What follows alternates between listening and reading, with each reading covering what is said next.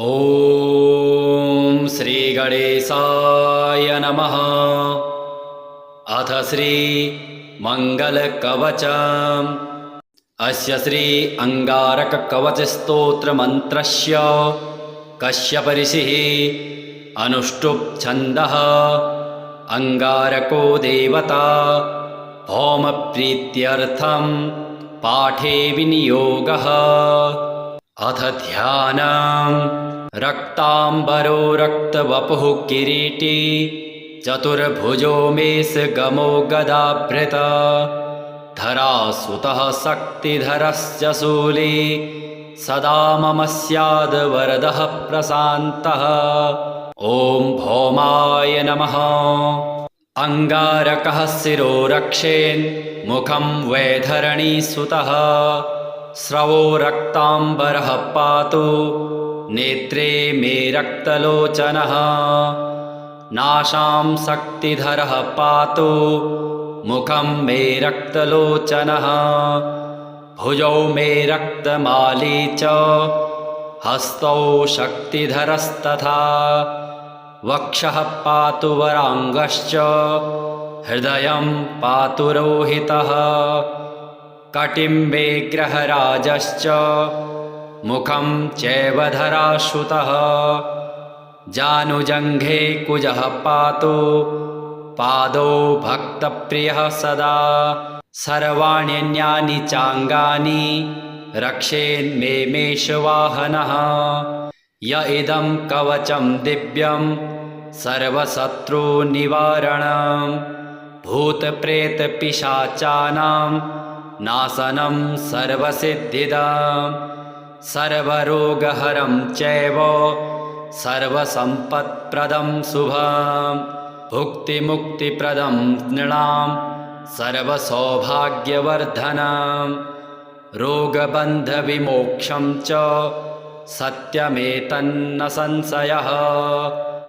अंगारकः शिरो रक्षेन् मुखं वैधरणीसुतः स्रवो रक्तांबरः पातु नेत्रे मे रक्तलोचनः।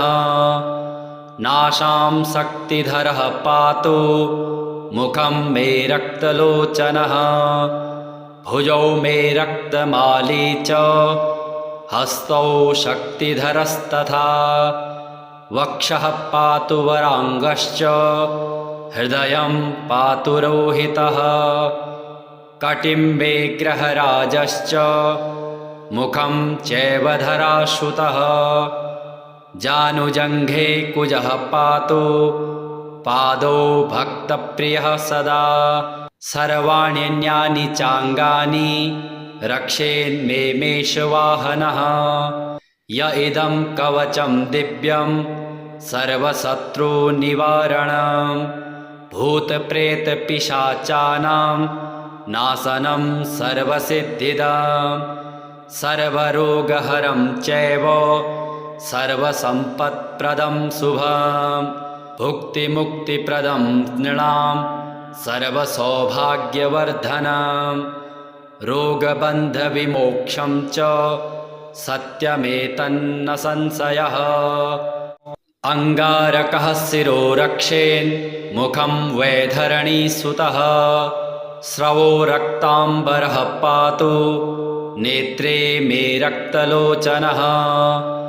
नासां शक्तिधरः पातु मुखं मे रक्तलोचनः।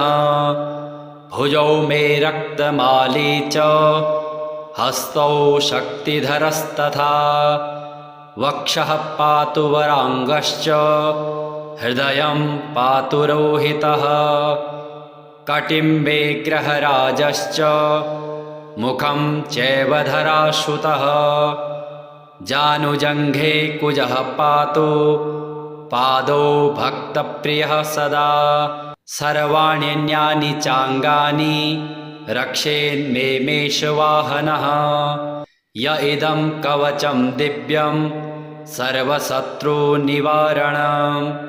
भूतप्रेतपिशाचानां नाशनं सर्वसिद्धिदं सर्वरोगहरं चैव सर्वसम्पत्प्रदं शुभं भुक्तिमुक्तिप्रदं नृणां सर्वसौभाग्यवर्धनं